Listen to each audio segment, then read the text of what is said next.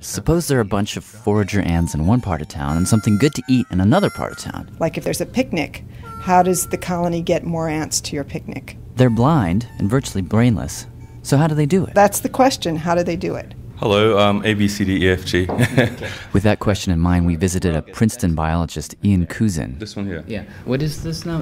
He pops open his laptop to show us a beautiful map he's made. So here on the screen, you can see the individual paths coded by color. An ant map. It's as if he gave a few hundred ants a paintbrush and then let them wander over a canvas. And the computer has software which tracks the motion of each of these individuals. The resulting picture is vintage Jackson Pollock. Lots and lots and lots of layers of squiggly lines. So you can put the food down. I mean, here, for example, I've got a droplet of sugar water here that the ants love to feed on. Ian points to a splotch of white in the upper right-hand corner, then flips to the next image, jumping forward in time. And what I've actually shown with this is that the ants have begun forming a chemical trail. And you can actually show how they've laid a trail to this good food source. This is the type of image that makes you want to stare at static on your TV screen and look for patterns. It's downright eerie. 1 minute the screen is a mass chaos of squiggles overlapping, no patterns at all. The next, as if by magic, the squiggles have snapped together to form a vein leading directly to the sugar. It happens every time. And what's weirder, says Ian, is every time it happens by accident. Error, really. I mean, this is really what we're talking about, is these ants have probably just made a mistake. Error is architecture.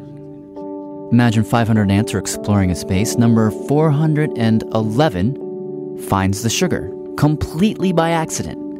Except it's not an accident, because the ant has left a scent trail and there are 500 other ants, so surely one other will come along and make the same mistake. Suddenly you've got two chemical trails on top of each other, doubly hot, attracting a third ant, which makes the trail triply hot, attracting 5 more, which makes it octuply hot, and soon what you've got is a blazing pheromone highway of bumper-to-bumper ants. Not unlike Midtown during rush hour. When I first saw the ants in person, one of the first thoughts I had was, this looks like a small little city.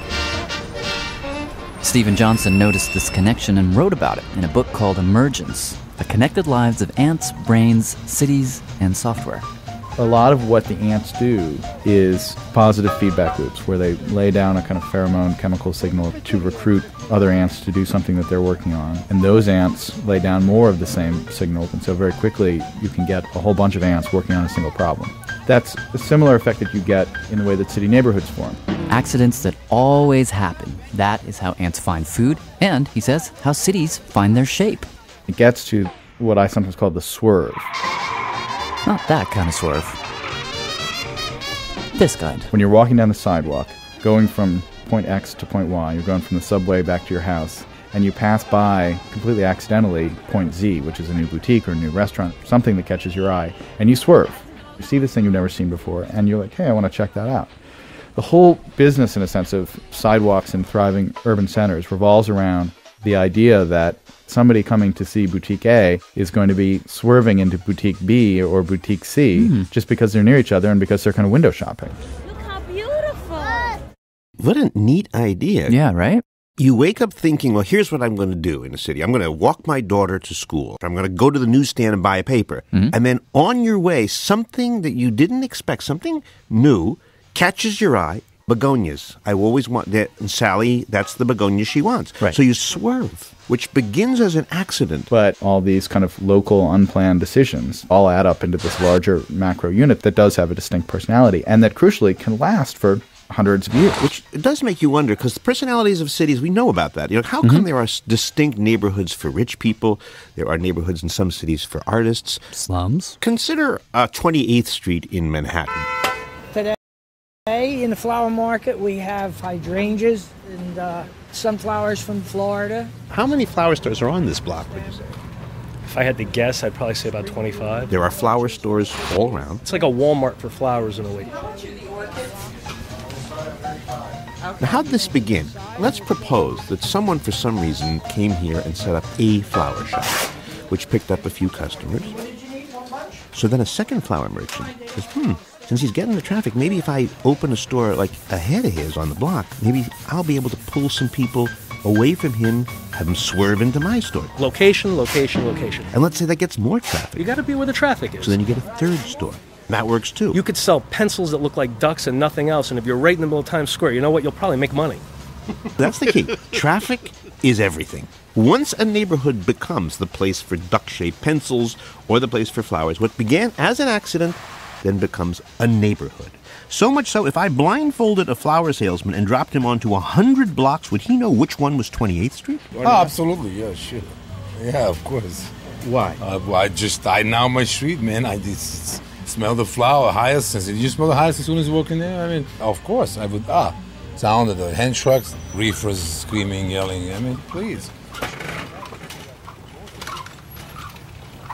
It's a quasi-mystical concept, I really do think. I mean, when you think about a neighborhood in a great city, whether it's New York in the West Village or Paris in the Latin Quarter of the Marais, ask the question, like, who created this neighborhood? Right. Who created the things we love about this neighborhood? Who creates that kind of life force? And the answer is everybody and nobody at the same time.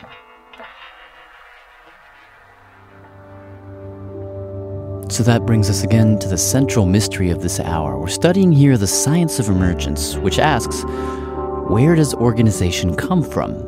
How do you get a neighborhood, a district, or a city? How do you get the complexity of an ant colony if there's no leader and everyone in town is stupid? Steve Johnson proposes that a city is the emergent quality of the swerve. It's a series of accidents you know is always going to happen. You multiply the swerves, and you get a neighborhood. Deborah Gordon is arguing that if you look very closely at the ants and you watch them smelling and you multiply their smells, then you get the complexity of an ant colony. But buried in the system, both of them say, is a rule, a sense of direction. But how do you see that rule? That's the wrong question, and that's what's so uncomfortable. The instructions aren't anywhere. The instructions come out of the way that the colony lives and behaves. That's hard. It is hard. If you had one ant on its own, you couldn't take it apart and find the substance that would make it behave in a certain way. But you see how hard that is. Yes. I want to know. Yes. So when you ask me, where do yes. we find the rule? Yeah. So it's not in any individual ant. You see it when all the ants get together, but where is it? Well, where is the thought in your brain? Is it in a neuron? Does each neuron have a little piece of the thought? If you took your neuron out and lay it on the table, could you see the little tiny bit of the thought that's in that neuron? No, it's not in the neuron. It's in the way the neurons interact with each other.